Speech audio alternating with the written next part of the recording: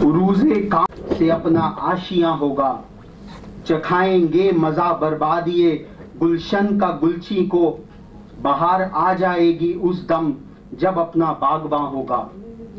ये आए दिन की छेड़ अच्छी नहीं है एक हिजरे कातिल, पता कब फैसला उनके हमारे दरमियां होगा। जुदा मत हो मेरे पहलू से ए दर्दे वतन हरगिज, न जाने बाद मुर्दन मैं कहां और तू कहां होगा। वतन की आबरू का पास देखें कौन करता है, सुना है आज मक्तल में हमारा इम्तिहान होगा। शहीदों की चिताओं पर जुड़ेंगे हर बरस मेले, वतन पर मरने वालों का यही बाकी निशान होगा। कभी वह दिन भी आएगा जब अपना राज देखेंगे, जब अपनी ही जमीन होगी और अपना आसमां होगा। जगदम्बा प्रसाद मिश्र जी की यह पंक्तियां आज तक हमारे राष्ट्रीय जीवन को जीवंतता प्रदान करते रही हैं। कारगिल की सरजमी को तिरंगे की छाया में बनाए रखने के जुनून में अपने आप को खाक करने वाले उन 527 शहीदों को हम नमन करते हैं। I would now like to request Dr. Avinash Chandra, Honorable Scientific Advisor to the Raksha Mantri, to play the floral tributes to the martyrs on this occasion, sir. I would also request Dr. Satish Kumar, Honorable Chief Controller R&D TM at DRDO, to please join in. We'll all stand up to join in this homage.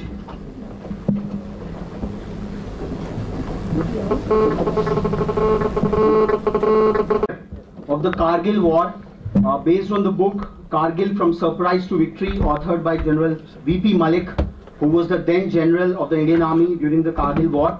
I will request Satish Kumar.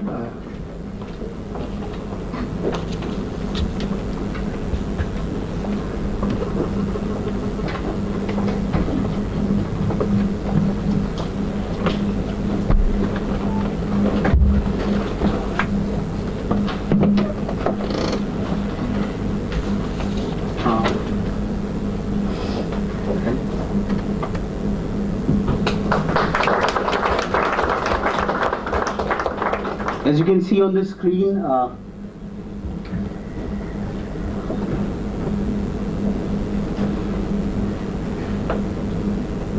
this graphic memoir contains some of the strategic thoughts, some of the strategic accomplishments of the Indian Army and other armed forces during the Kargil War. We have just tried to put it in a graphical format. I now welcome you all. I welcome the Honorable Scientific Advisor to the Raksha Mantri for gracing this occasion of the Defence Research Forum 2014. I welcome Dr. Satish Kumar, the Honorable Chief Controller R&D Technology Management at DRDO. All the other senior, Dr. Ravi Gupta, Director DPI, DRDO, and the other senior scientists from DRDO who have made it to this occasion.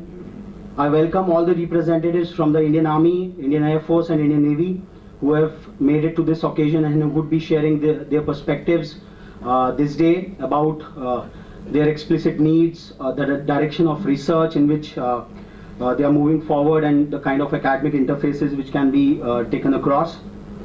I welcome all the representatives from the various IITs, NITs and other premier institutions who are present on this occasion. And I also welcome all other delegates and campuses who have shown their inclination to establish defense research and development cells at their campuses on their very initiative. In modern day warfare, we all know that the role of a scientist, engineer and technologist is as important that of a soldier guarding the national frontiers. The valor, courage and chivalry of the men in uniform is empowered and supported by the tools, equipments and systems invented in laboratories and produced on the shop floors. The addition of the Jai Vigyan in the 1998 after post-Pokhran blast to the then prevalent slogan of Jai Jawan, Jai Kisan, coined in way back in 1965, marks this subtle but important paradigm shift. Today, it is not merely the count of men you have on the battlefield which matters the most. It is increasingly getting skewed towards the scientific and technological advancements in almost all areas of national life. The frontiers of modern day warfare have expanded much beyond the conventional air, water and land. Amid such a scenario, it's imperative on the part of any nation state to create a larger ecosystem of research and development with a strategic intent and objective in mind.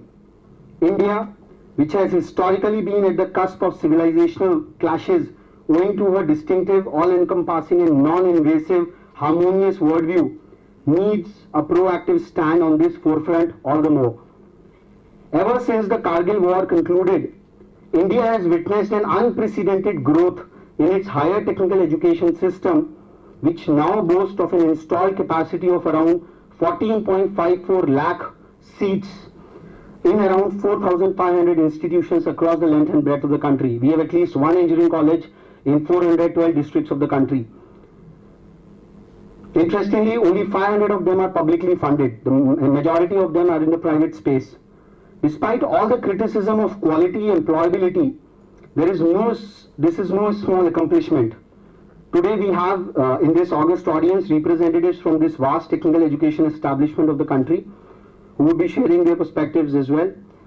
At Engineering Watch, we asked a question as to how can this vast network of technical education be pressed into national service by way of focusing a chunk of their academic prowess on issues and areas pertaining to defense, research and development. We shared this possibility with Dr. Ravi Gupta, who at once saw a great opportunity in that. He prima facie found it to be an excellent proposition, and through his proactive efforts, he brought in the buy-in of other senior functionaries at DRDO, and this Defense Research Forum, we are seeing the light of the day because of his singular initiative. And I would like to invite Dr. Satish Kumar, Chief Controller, R&D Technology Management, who played the vital role of curating this entire forum. A man of very few words, but greater actions. Dr. Kumar's magnetic persona inspired us all through the organization of this forum. I request him to introduce today's theme of expanding the frontiers of defense research, engaging the engineering campuses across the country. And he would be chairing the proceedings all through the day. I welcome you, sir.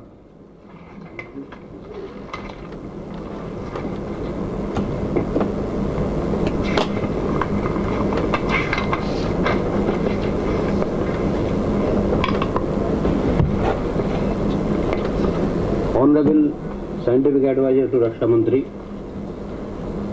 friends from academia, friends from services, senior scientists, my friends and directors from the DRDO laboratories, media representatives,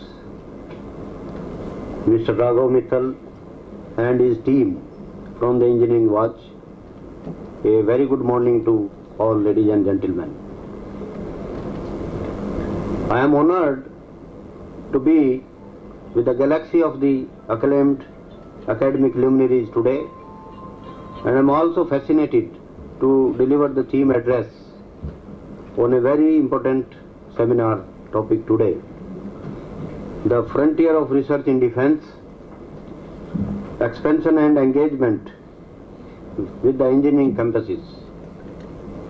First of all, I must appreciate the Defense Research Forum to select this topic for today's discussion.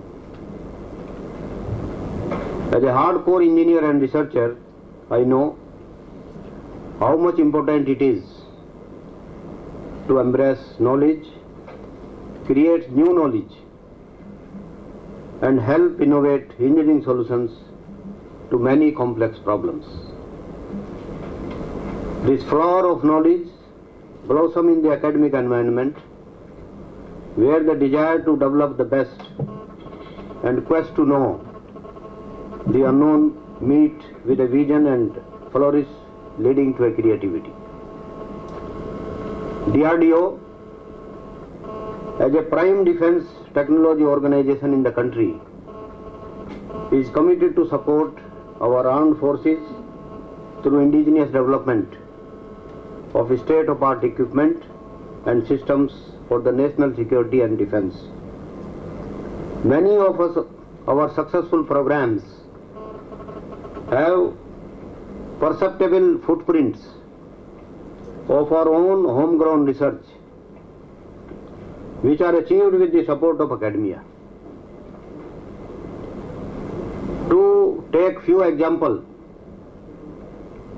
I would like to share with you that there are many such cases which we started from the academia, and it has been matured. Many of us, our friends, are there in the audience.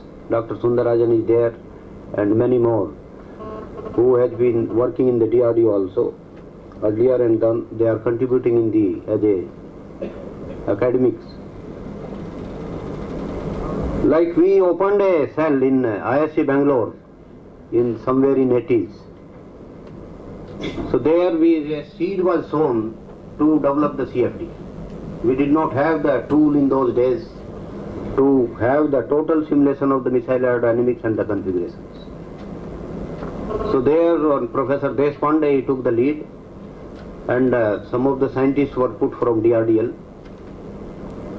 and they worked together, and today we have the full capability where we can simulate the total missile configuration from subsonic to the hypersonic missile. So it's all could happen in the academia. This is one example.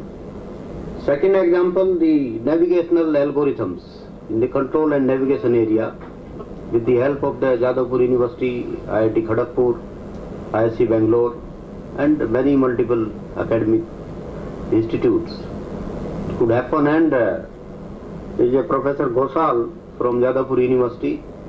He has been instrumental to guide many programs in the control and guidance algorithm to put the project on the right path in the various review mechanism and other things. Then in the initial years, for the rocket motors, liquid propulsion system, solid propulsion system, the theoretical performance calculations, the computing system, how to establish, how to estimate the performance of a rocket motor, that theoretical program with the different propellant combinations, it was done with the IIT Chennai with Professor Krishnan in the early days of 75-76. So this is how, in fact, academia has played a very vital role for the growth of the various programs and the projects of DRDO. Because of this thing, this program, it was not known and it was not available. So with the help of the scientists from the DRDO, we could develop that, and today we can predict the performance in the beginning itself, that how it will work, what will be the performance of the system. Similarly, supersonic combustion, scramjet engines and the hypersonic things, many unknown phenomena, we started with the academic institutes. And today we could get a very good understanding of the various subsystems. And some of the softwares like CFX, with the help of Professor Mukunda and his team, we could make it working for our goal to have to find out the properties in a supersonic flow path, hypersonic flow path, when a hypersonic cruise vehicle is working beyond Mach 5.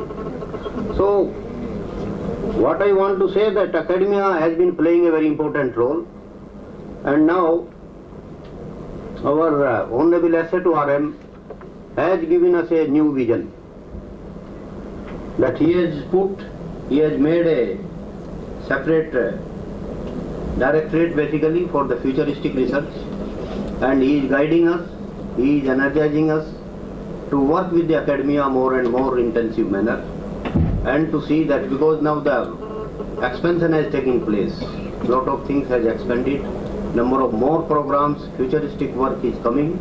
So how to handle that futuristic work that without with the help of the academia, it is not possible. So with this desire a new impetus to our extramural research by creating a corporate cluster for the technology management, rejuvenating the research boards. We have the different research boards where the academia can play a vital role in a focused manner. Then refurbishing our extramural research efforts and so many center of technologies also, that is his vision, and he is guiding us in the various parts of the country that we are going to open the center of technology so that can become a focused and specialized center in the country where the research can be nurtured for the futuristic technology. And the time taken for the development of the product can be shortened, can be reduced to a very large extent by opening these centers.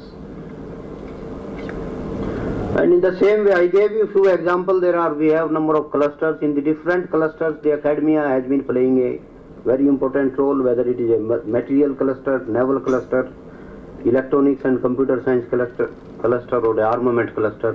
Everywhere, all parts of the country, they have been contributing quite a lot and giving lot of inputs for the development of DRDO. As I told that DRDO engineers focus on the development of systems. That is again the vision of SA. He told me very clearly that our scientists in the systems lab, where we are doing a mission mode programs, so they are busy in the mission mode program to give the product to the users. And they do the integrations with the various complex platforms and proofing. Our basic research must germinate at the academic institutions with the active participation of our scientists. That is the key basically, active participation of the scientists. If we leave the research open, then the kind of a result or the delivery what we are expecting, it does not happen most of the time. So now our focus will be that wherever we do in the clusters of the academic institutes, we will connect those research with the scientists so that it will go in the right direction and can be used for the particular projects and the programs.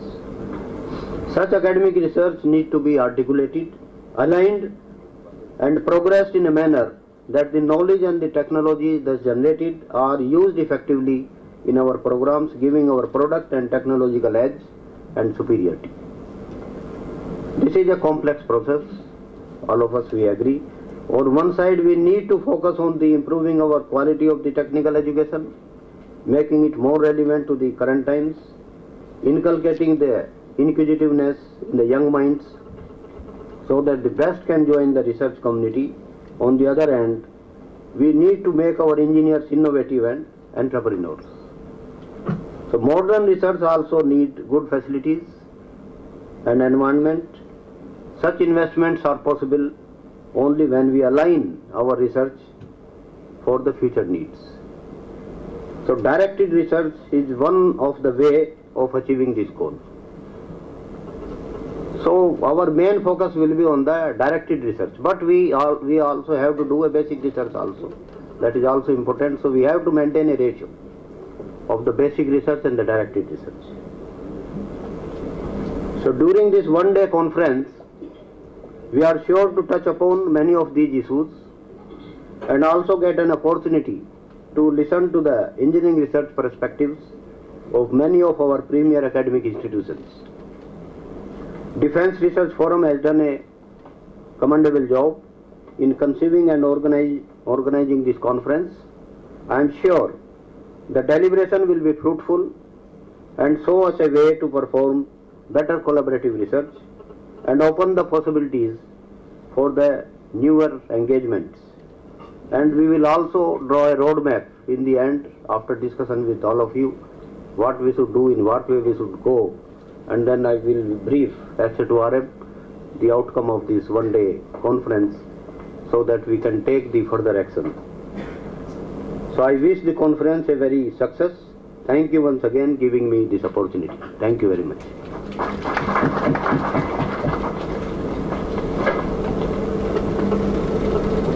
Thanks a lot, sir, for these insightful opening notes. Sir would be with us the whole day, and he would be summing up the entire proceedings towards the evening. And the mandate he started like basic research compounded with directed research. That's what he is envisaging for the day. What we are attempting today was envisaged by Dr. Avinash Chandra while taking over as the DG DRDO on May 31st last year. Apart from expressing his commitment towards performance and timely delivery of critical programs like LCA, artillery guns and surface-to-air missiles, he had expressed his desire to make DRDO a leading technology agency in the world.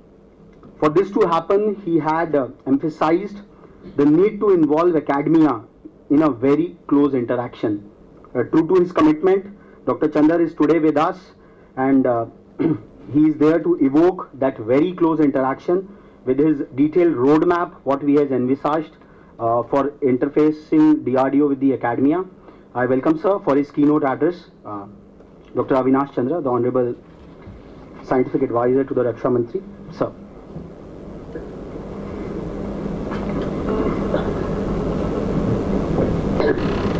Dr. Dubey,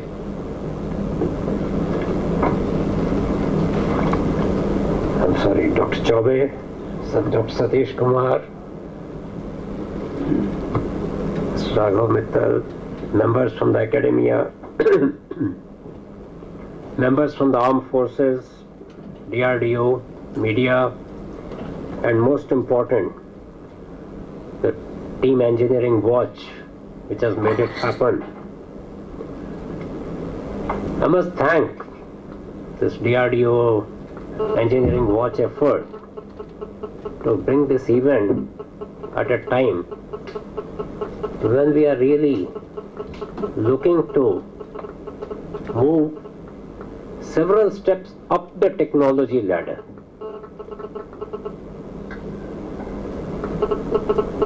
Satish has covered a lot of areas where we have in the past interacted with the academia, which has brought a major change.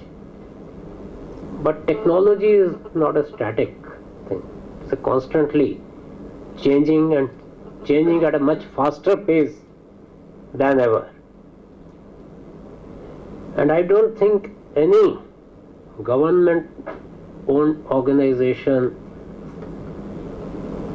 can really be the sole authority of the technology mandate or the technology change.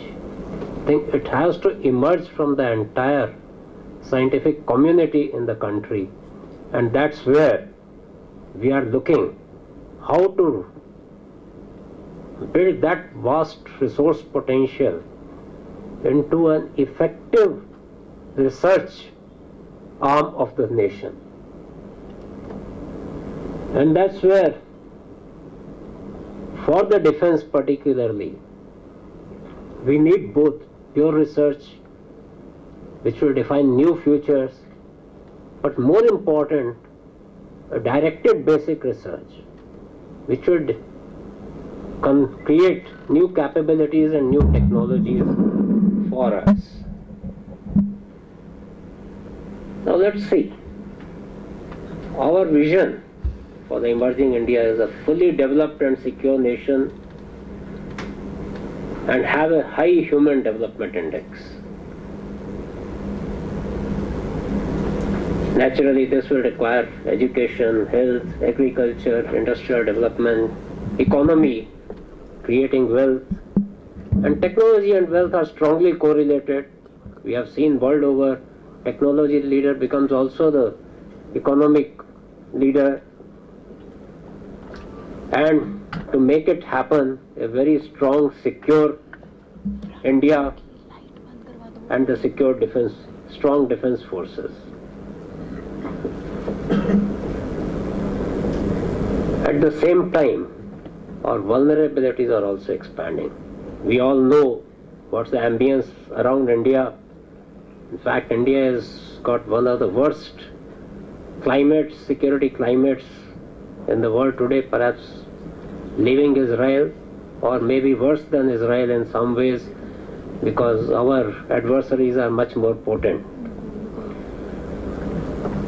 And then we have the asymmetric engagements, pandemic, changing climate conditions. We are seeing the monsoon shortage today, water sharing, or rivers coming from abroad across the borders, energy security, or sea lanes. We have seen what happened in Iraq and how it will affect our oil availability. So all this requires new solutions all the time. New technology, new capabilities, new ways, innovative ways of finding this solution. And that can happen only through the technology, education, collaborative research, and the entire team working together. If we see in terms of the defense requirements, military preparedness primarily evolves from the environment, which is our threat perceptions. What are our threats? What are our responses? What we want? What kind of preparedness we need to have? How much is our concern with respect to West? How much is the concern with respect to North? And that will define our security priorities, because we have limited resources, how to allocate those resources, convert into doctrines, what should be our philosophy, whether no first attack, defense oriented, limited thrust inside, and all that will decide what type of products you need to have, what type of technologies you need to create, what type of capability we need to build. And then we'll start the other left half of the chain to keep those technologies. Where do you innovate? How do you convert that innovation into a capability? And then how do you convert that capability into a defense technology, defense product, where you require the processing, manufacturing technologies? So right from the fundamental knowledge of science, from the knowledge of principles, to the technology, process, and the manufacturing converting into product, the entire chain has to be covered as a part of the scientific effort. And that is where the technology development challenge lies. First, to create a new knowledge, convert that knowledge into a technology, and then convert that technology into an engineering product. And having that product, find different functionalities for the same product. Because today if I make a tank, I find that the same tank can be converted into 7 other accessorial products, which can be the minesweeper, which can be the man carrier, which can be... So it's not just a tank I'm making a whole array of capabilities, and then the need for new tools and new knowledge. And the most difficult part is, if we say about 55 years back when DRDO started, we could afford 15 years, 20 years for a development cycle. The technologies were stable. If you see, the arms once imported will go on for 50 years. But today, the life of a technology is coming down to 15 to 20 years. Correspondingly, the development cycles also have to change to 5 to 10 years.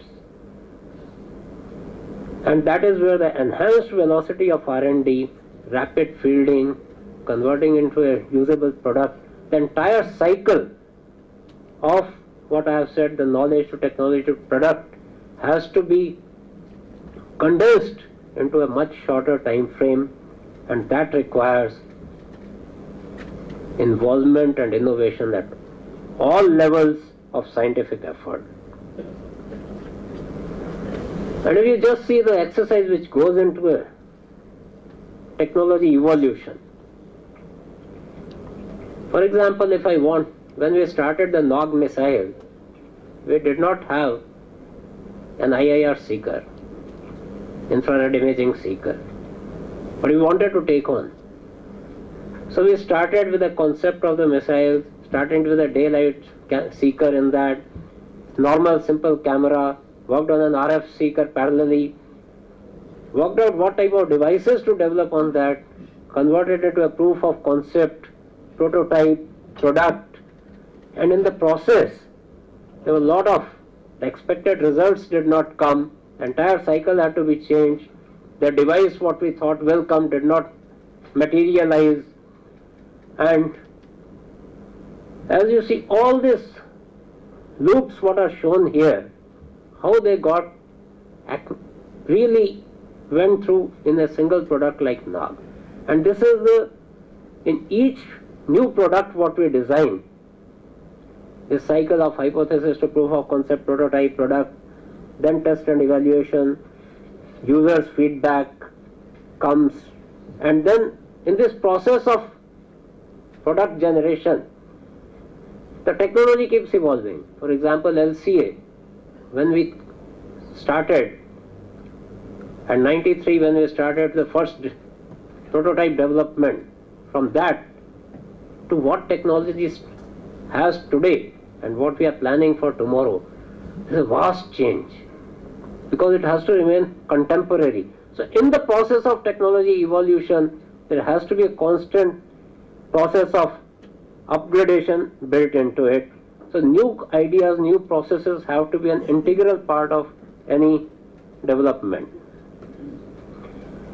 And in this entire process of science, knowledge, evolution to technology and product, DRDO has to provide technology solutions to the armed forces, develop new capabilities, cutting edge technologies, explore new knowledge in the frontiers of science, and because without that you cannot have cutting edge capabilities, and create a technology superiority on both sides, from the science side, the concept, and on the other side, the engineering to the product. So DRDO is the kind of interface between the knowledge generation to the product at the industry, and that's the main role of converting knowledge to a defense product.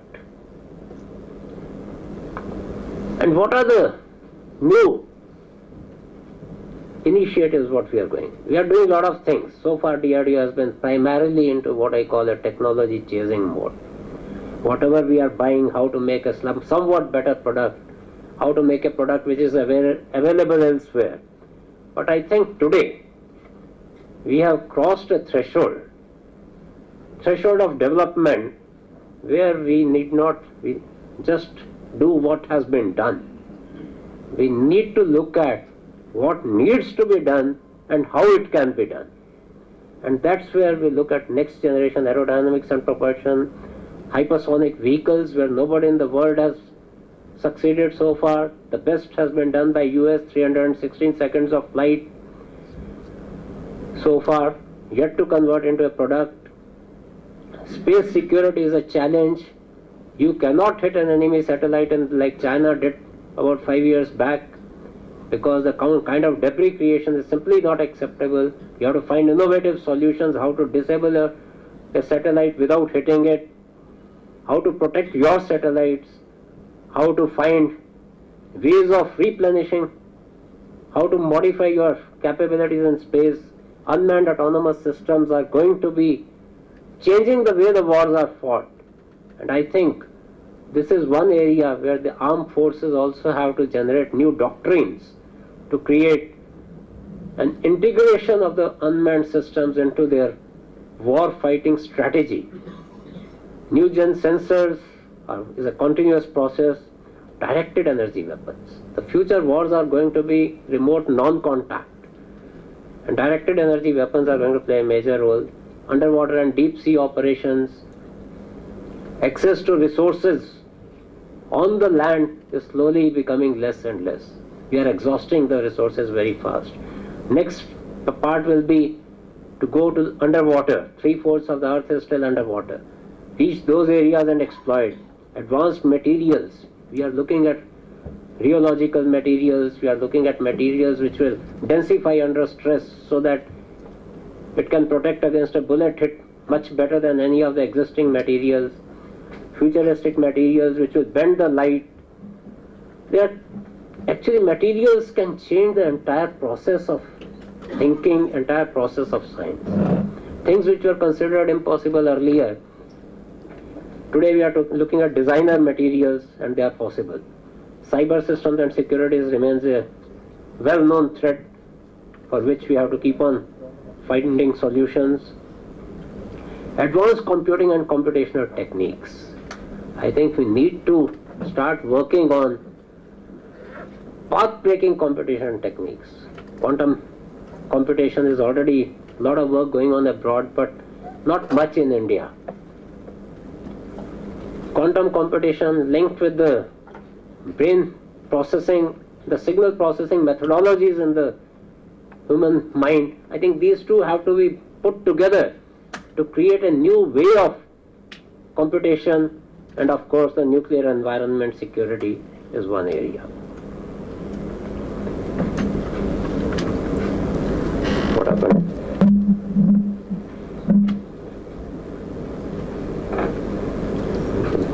These are to clear it up. And the upcoming challenges are the which we have taken as a products, immediate products for one is the hypersonic technology demonstrator vehicle. As Satish mentioned, a scramjet propulsion. Today we are looking at a cruise for a few seconds, Mach 6, but we are now looking at making a system. Stage 1, 600 seconds flight capable of going up to 1500 kilometers. Second stage, 1 hour flight capable of going up to 10,000 kilometers. And that is a type of challenge where you require new materials, new capabilities, understanding of the propulsion, the materials, fuel, and the system technology. This is one major challenge. MIRVs, of course, have been proven elsewhere. This is one of the needs what we are working. Unmanned combat air vehicle. Lot of effort is going on across the world, converting the current manned systems onto unmanned. F-15, how we can use. But in future, we have to design an unmanned combat air vehicle which is designed for autonomy. That's going to be a major challenge. And as I said, directed energy weapons, space-based sensors, and the security. Now let us take a case of underwater and deep sea technology. What do we need? What type of technology challenges it has?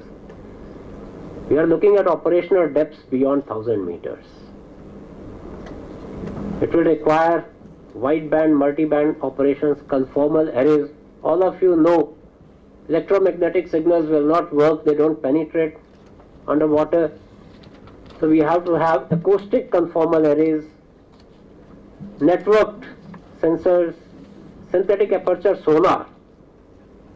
We are now looking at a process where you can have a very fine resolution with synthetic aperture sonar, wire-free sonar suite, stealth in sonar, how to minimize your signatures and how to make sensors which can be at least 20 to 30 dB better sensitivity.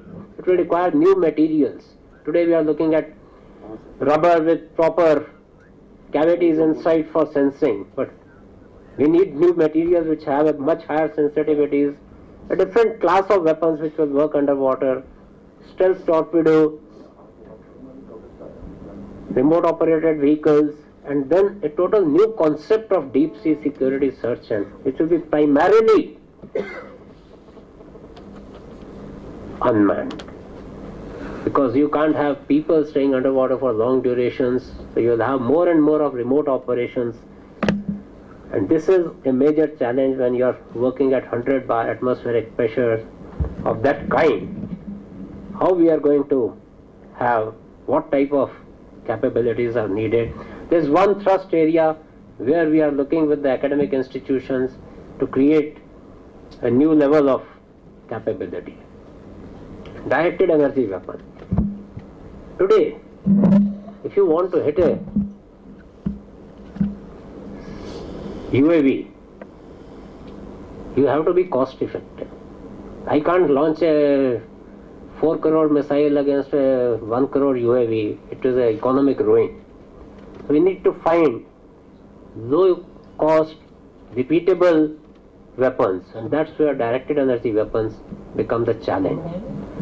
And when we are talking of creating megawatts of energy focused to some micro radian, so that at a distance of tens of kilometers, and subsequently if you are looking at space hundreds of kilometers, you are looking at a patch size not more than a few centimeters, it becomes a totally different level of manufacturing processes, the type of control processes, the mirror accuracy is what you need, the understanding of the optics in the atmosphere, the dispersion and diffraction, high energy effects in ionizing the atmosphere. Each one of them we have to understand, we have to build the new capabilities, and then how to harness microwave power for these applications. And these become the new challenges. Once again, one lab of 40 people, 50 people cannot do this job. This has to be done by a group of academicians, institutes across the country. Each one has to take on challenges and come up with solutions. If we want to become a world leader in technology, it's not the job of government, it's not the job of DRDO, it's not the job of any scientific, it's the job of each of us as an individual that we have to lead to that goal. Unmanned battlefield, if you look at that, this poses another set of challenges.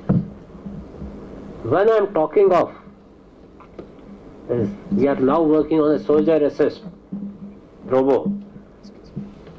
If I want a 100 kg, 120 kg, and I want a protection against simple things like a bulletproof protection, it's good to see on a movie screen a huge mass of steel. But when you are looking at a 120 kg robo, and today's technology says that 20 kg per meter square is the weight of the protection material for small arm. The weight of protection itself becomes 100 kg. So we need to have better materials. We need to have different way of looking. That's why I said we need materials which will densify against impact and provide a resistance to the bullet instead of allowing a sheer damage to lose the energy. So we have to find innovative ways of solving these problems, and that will require challenges in the power, challenges in the strength of materials, challenges in the way they communicate, bandwidth management, cognitive technologies, assessment of threat, signal management, relative movements, kinematics, and that's where the unmanned battlefield. We are starting a new institute concentrating on the robotics, where we want people to come from different institutes, contribute, work. I'll come into more of that later. Materials is the heart of any scientific effort, and unfortunately today materials is one of the weakest parts in our Indian technology capabilities.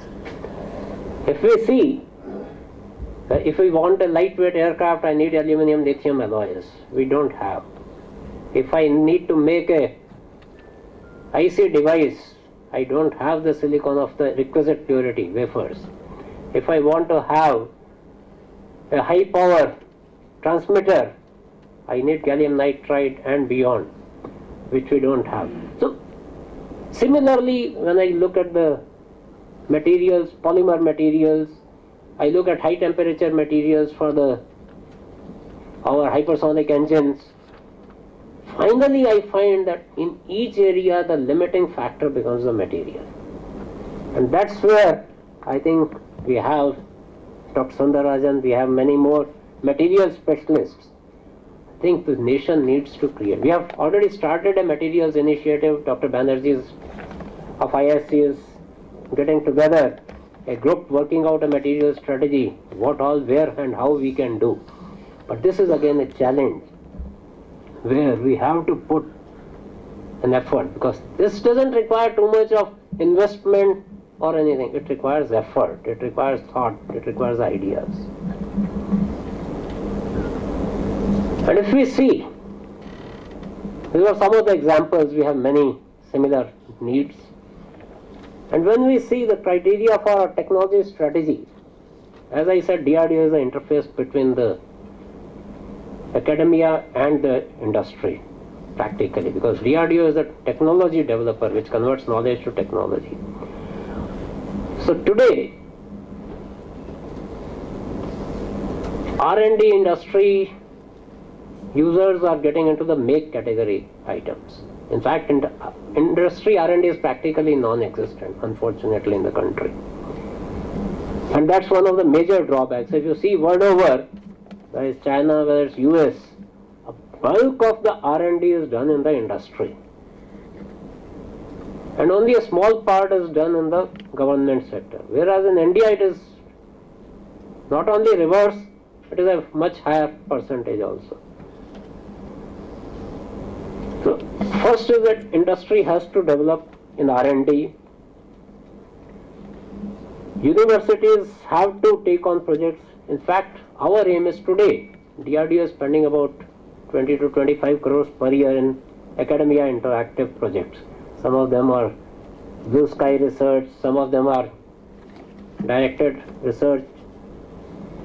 Our aim is that within the next 5 years, we want to enhance this 25 crores to 500 crores. With purely for the academia interaction, directed basic research projects in some of the areas which I have highlighted and some of the areas which I have not described also. Aim is that my time cycle, which today, as you see, is 0 to 30 years for a product, has to be brought down to 0 to 10 years. And we are looking at universities as the right place, and our model of working with universities is that a few scientists from DRDO, 10 to 15 scientists, 40 to 50 professors working, and 500 students, MTech, PhD. That's my forced multiplication. And I want to create many such institutes, and I want these institutes to build to be a centers of global level of prominence of capability. I want India to have its own institutes of the caliber of Draper's Institute, Lincoln Institute, JP Labs, and so on. Today we don't have.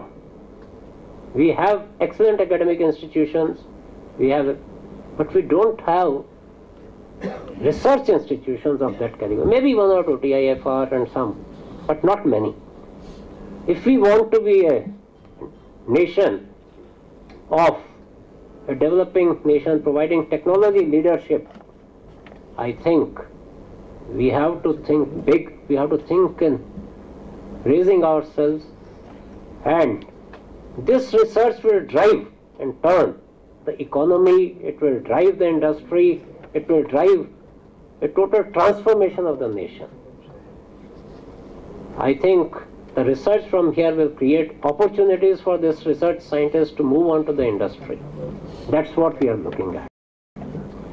It's not just a technology driver, it is a driver for the national opportunity. And how we look at it is that technologies where the readiness levels are 0 to 3, thought to concept, we work with the academic institutions. 0 to 3, 0 to 4, principal investigators.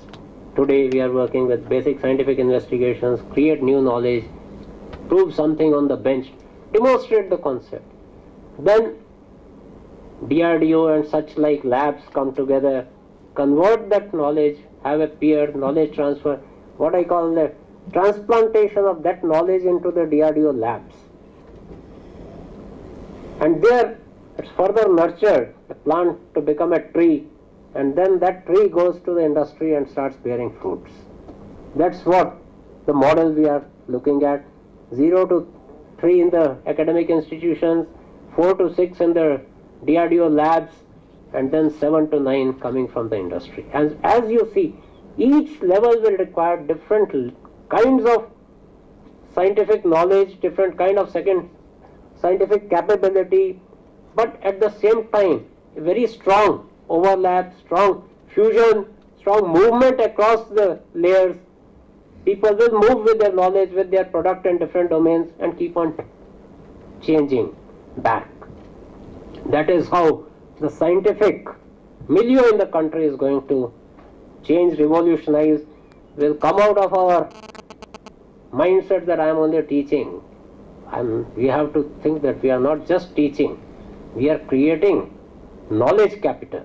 We are not just creating human capital, we are creating knowledge capital. And this is where we look at the directed research, start with a perspective plan, system analysis, critical technology and maturity estimations, research roadmap, research alignment. We have got boards, research boards, I will come further to that. And this is a very continuously revolving cycle. As I said, when I look at the institutes, what we want to create, there is no permanent manpower. Because every 5 years people will change, new ideas will come, there is a continuous flux. It's not becoming a stagnant organization. There will always be challenge, there will always be new ideas coming, and that's what we are looking at. A dynamic system, new thought processes flowing. Blue sky research, DRDO has been encouraging for a long time. Aim is to strengthen the national research base, to create facilities in the academic institutions so that they can carry on research, breakthrough innovation, outcome to defense societies, technology leadership, intellectual property creation. And this blue sky research, success rate may be low, but whatever success comes out will be the backbone of the directed research. And our concept is that directed research and the blue sky research in our efforts will be a 70-30 type of activity. So if I am spending 100 crores, 30 crores will go on blue sky research, because generally blue sky research is not a high cost is not involved, but it requires more effort.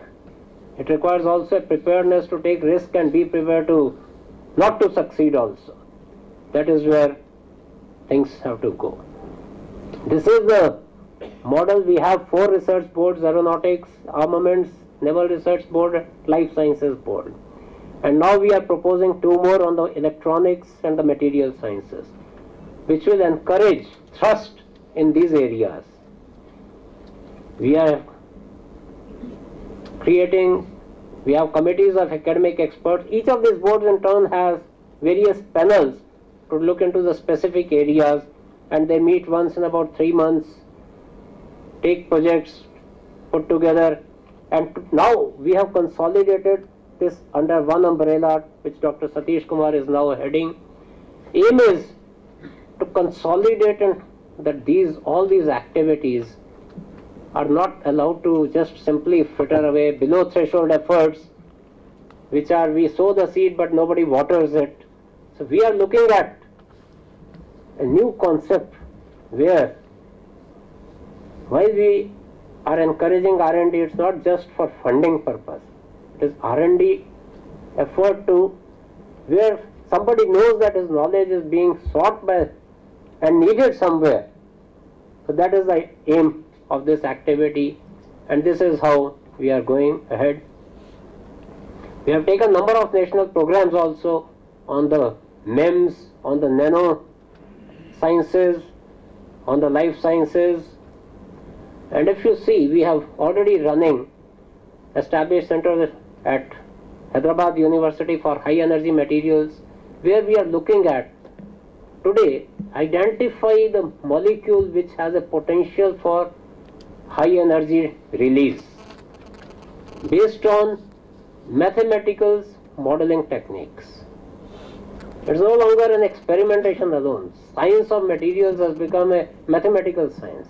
The modeling has become a very major tool in that process. We are looking at that in Bharatiyar University. We have set up a life sciences research at Coimbatore. We have a first research park of its kind in the country at IIT Madras, Chennai. China has more than 100 such research parks. India has only one. I think this is another area where academic interactions with the research institutions and the industry have to come together through these research parks. Currently we are quite in an advanced stage of setting up a J.C. Bose Center for Advanced Technology for autonomous soldier, robotic soldier, and the aim of this, as I said, is primarily involving students in the research. And also these centers are not going to be the centric to that institute. Although it is located in Jadavpur, aim is to harness the capabilities of various institutes in and around that area. Aim is to attract people, anybody can come and work there. Aim is to attract people from abroad, should come to a stature where people want to come and work there. That's the aim we want to create in these institutes. And already we have tied up at least, I think, about 10 to 12 institutes in the eastern region who will be collaborating and working together in J.C. Bose Center. Same way we are now working with IIT Bombay, IIT Madras, Access for a Center for Propulsion Technology, and we are looking at more for the aero materials and so on. And we feel that these centers have the potential to change the way we think and the way we work. The exclusive domains of the academia and the science, research and the industry will get totally merged, blurred into one single coherent activity. As I said, we need to set up more centers, and we want to have ideas from the academic institution. Aim is not, I have a lot of inputs, everybody says you set up a center at my place. Aim is not that. Aim is what are the ideas, what type of technology capability we have, how I am going to merge, enhance the capability by using multiple institutions, set my goals. Each institute must have a set goal, 15 years, 10 years, 15 years, but a general goal, not that I have to meet. And in the process of reaching that goal, you will find many products coming out which can keep on flowing at various levels. Simple case, if I am making a robotic soldier and I need an energy packing density of value X, and today we are having a 0.2x, any enhancement as we move to that goal will be an industry, economy changer. So like that, there will be a lot of outputs coming which will flow into the economy from these efforts as they move up that channel.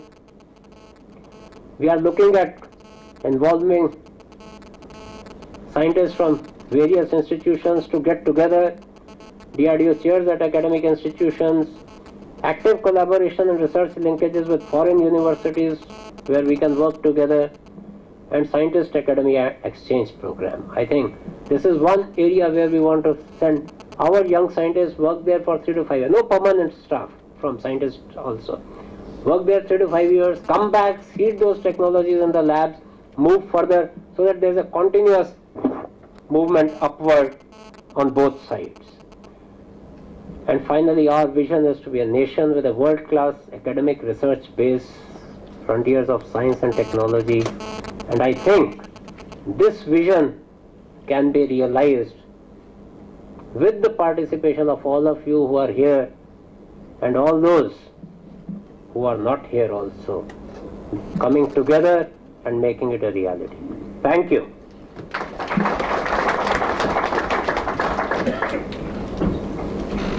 Extremely thankful, sir. We have been covering the engineering education for the past 3 to 4 years, and there has been a lot of deliberation about the relevance of such a vast network of Indian academia. I think sir's presentation has really given a vision to the entire engineering academia across and beyond the IITs and NITs and other premier institutions to really look forward in such strategic areas, because in India engineering has somewhere got in the common parlance to be known only as IT. There are IT engineers and there are non-IT engineers. So this is probably a great breather in the whole space. Sir, the entire vision elucidated by you has been shared by a small chunk of campuses, but they have come today to show their commitment to make a beginning by establishing defense research and development cells to just allocate some of the faculty members and students to start thinking in these directions. So Engineering Watch would like to acknowledge these campuses who have made it to this occasion, and I would request you to hand over a small token of acknowledgement to these participating campuses. I would request Veltech Raghurajan, Dr. Shagunthala R&D Institute of Science and Technology, Chennai. We have Colonel Professor Dr. R. Rangarajan, who has come from this institution to please receive a token of your commitment to establish a DRDC at your institution and taking this small seat forward.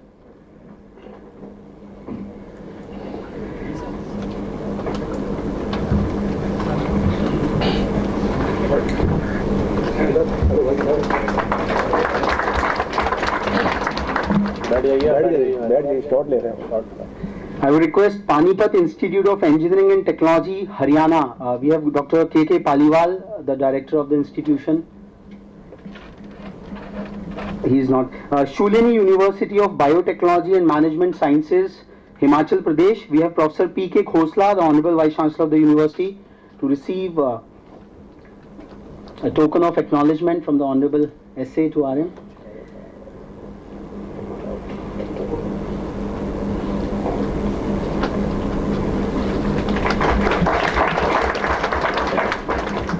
From Padma Bhushan Vasant Rao Dada Patil Institute of Technology, Madhya Pradesh, we have Professor Narayan Rao Vasant Rao Hargude, who is the Dean R&D and Associate Professor, to receive a token of acknowledgement.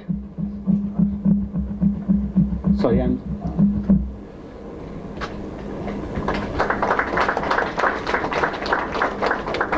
From Swami Parmanand College of Engineering and Technology, Punjab, we have Dr. T.D. Sharma, the Director and Principal of the institution.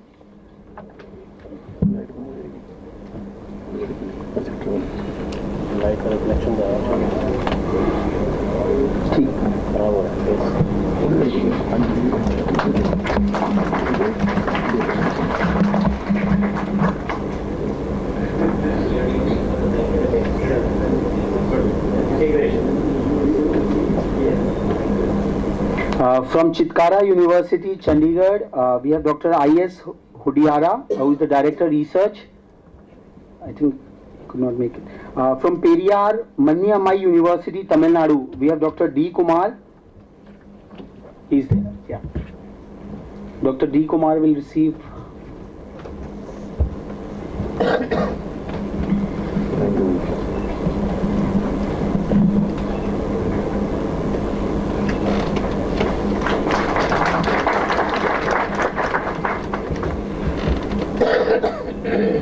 From B.S. Abdul Rahman University, Tamil Nadu, Dr. V. Murugesan, the Honorable Registrar, I think he could not make it. And from Institute of Aeronautical Engineering, Telangana, Professor Y.B. Sudhir Shastri, he is there. Professor Y.B. Sudhir Shastri. So we would be hearing from these campuses as to what activities they would be taking forward in the next sessions. Thanks a lot, sir. We are done with the DRDC campuses. Please come on the dais.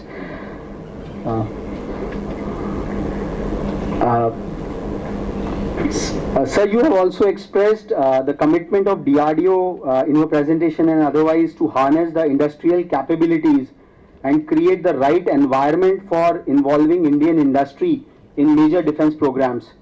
We have with us Dr. U.D. Chaube, the Honorable Director General of the Standing Conference of Public Enterprises, today with us. who echoes your vision of industry, especially the PSUs, to develop R&D growth so that DRDO can focus on higher and higher technologies. The handshake between SCOPE, the public enterprises per se, and DRDO would certainly open up newer vistas in the defense sector. I would request Dr. Chaubey to proceed with his felicitation address and elucidate his vision as to how he sees that the industry led by the public sector undertakings, how it can take forward such strategic vision which DRDO shared. Sir.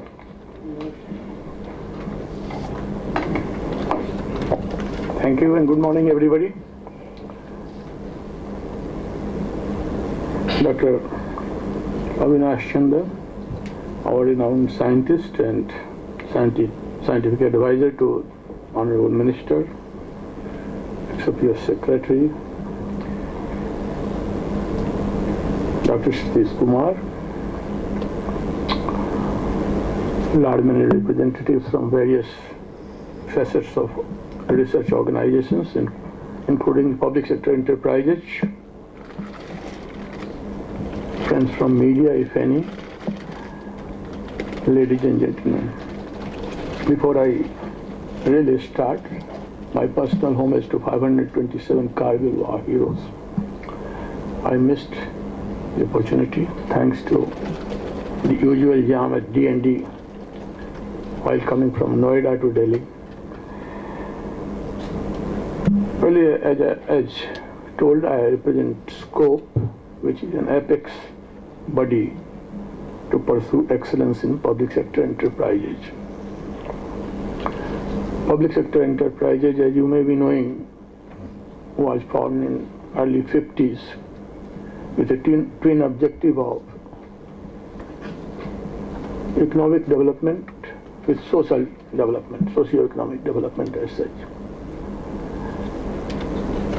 And without highlighting much about the past and the present ongoing, I would only say that they are contributing a lot towards the economy of the society, also the social aspects of the society at large. 277 central public sector enterprises have total investment of 8,51,000 crores so far. And on that investment, they have a annual turnover of around 20 lakhs crore today, contributing about 1 lakh crores net profit after paying dividend, taxes and all that to government organization, government exchequer, which is of the order of 1.6 lakhs crores. So altogether this is not a small achievement, even though around 41 public sector enterprises are financially stressed and we are trying to revive them. So far as the defense research is concerned, the contribution of public sector enterprises are not less than any of the organizations, be it Hindustan Aeronautic Limited, HAL, be it Bharat Electronic Limited, be it Bharat Dynamics, be it various shipyards, Goa Shipyard, Mazagon Dock, Hindustan Shipyards, Bharat Dynamics, all are contributing to a lot towards the safety and security of the country as such. The government has equally given importance to some extent, as in the last 1 or 2 years the MOU exercise which public sector enterprises are signing, sufficient weightage has been given to research R&D. And I am happy that public sector enterprises are engaged in various activities related to defense, be it arms and ammunition, be it helicopters, be it a special amalgamated LOAs, special steels, which Dr. Chandra also talked. Coming to the industry academia interactions, yes, we do need some sort of seamless relation between academic world and the industry as such. I strongly feel two parts. One, that R&D in India as such, in general, requires more prioritization, more fund, allocation of fund. And above all, their recognition to the extent that it attracts the real talent of the country. Unfortunately, research and development has not remained as the first choice of our talents, not even second choice. Probably goes one of the last few choices when it comes to our Indian conditions. Talents which are emerging out from the IITs or similar institutions first of different areas for their career. Why? This is because we do not give so much importance, so much recognition when it comes to the talents engaged in R&D in different organizations. I am really thankful and I appreciate, I compliment to Engineering Watch for having recognized such talents who are engaged in this type of research. And this program gives sufficient scope to have a seamless relation between academia and the industry.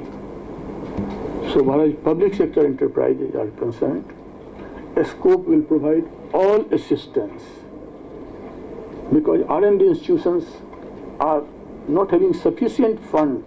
If it comes to the country as a whole, the allocation is hardly 1 to 2%, whereas outside, not only developed countries, but small countries which are also developing countries have larger allocation of funds towards R&D. So therefore, two things are required. One, recognition is first. Second, allocation of fund. And third is the similar relation between academia and industry.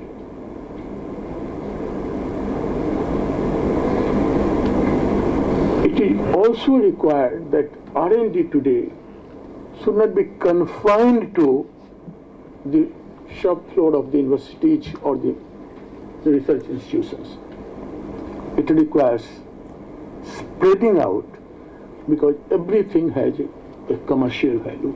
In the present time of the global competitiveness, if you do not think on this side, the fate of R&D has to continue to be sluggish in this country. You must think to come out of the shop floor, go for a pilot plant, commercialize it, and have values for it, so that your technology is wanted outside India. Not only it will help in minimizing the import of technology, but also exporting it to earn foreign exchange for the country. This is the need of the hour. I am very happy at the end that Engineering Watch has given me this chance and privilege and honor to speak before you, and with the assurance that the scope will provide all assistance for a seamless relation with public sector enterprises, with R&D institutions, if we are approached. Thank you very much. Thanks a lot. Thanks a lot, sir. It's for great relief to us that we are right in time. The proceedings are going well. As the custodian of this excellent facility, I would be requesting Dr. Chaubey to felicitate our chief guest and guest of eminence this morning. Before we break for a small tea break, we would like our eminent guests to launch a very interesting initiative which Engineering Watch has taken up, which we are calling it as Re-Engineering India. this Engineers Day, Engineering Watch is celebrating the engineering and the academic might of India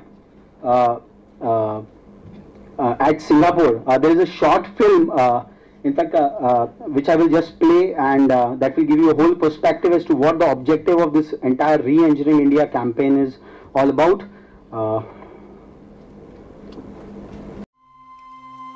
India of the ages is not dead, nor has she spoken her last creative word. She lives and has still something to do for herself and the human peoples. These stirring words of one of the greatest Indian minds, Sri Aurobindo, speak volumes about the need to re-engineer India by looking into its innate creative genius. Be it governance, be it economy, be it development, be it society, or be it technology.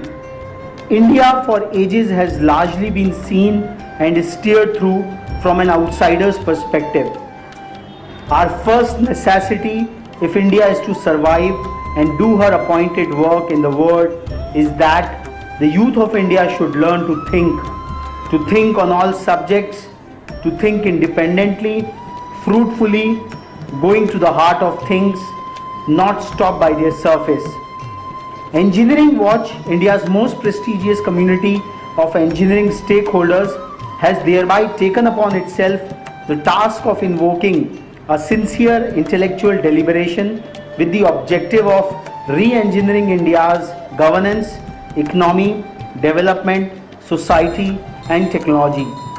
This Engineers Day, several eminent personalities from various walks of national life would speak out their minds to a select gentry of edupreneurs, school principals, engineering leaders, district magistrates, district informatics officers and municipal commissioners, along with a host of other change agents who are silently re-engineering India's destiny.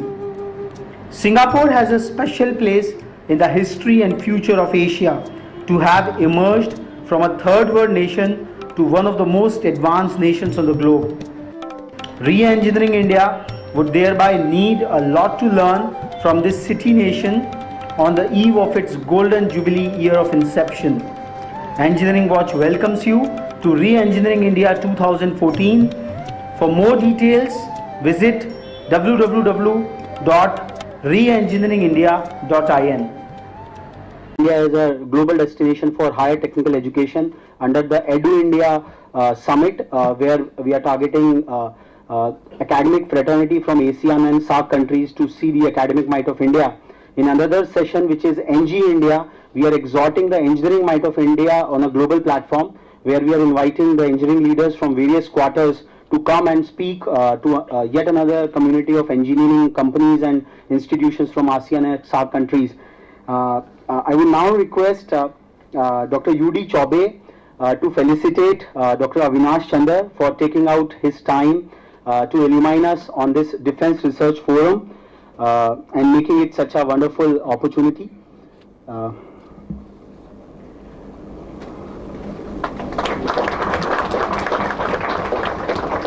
Thanks a lot, sir.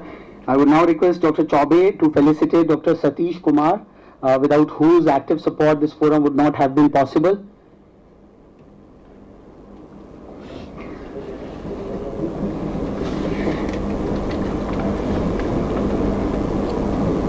I would also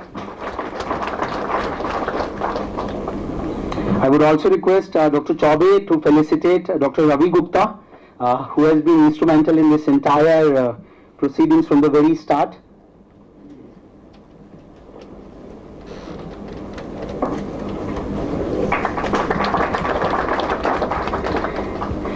Dr. Chandra had expressed his desire to interact with you informally, so we break for a small tea break out here. After that, we join in with the session where the representatives from the Indian Armed Forces would be sharing their perspectives.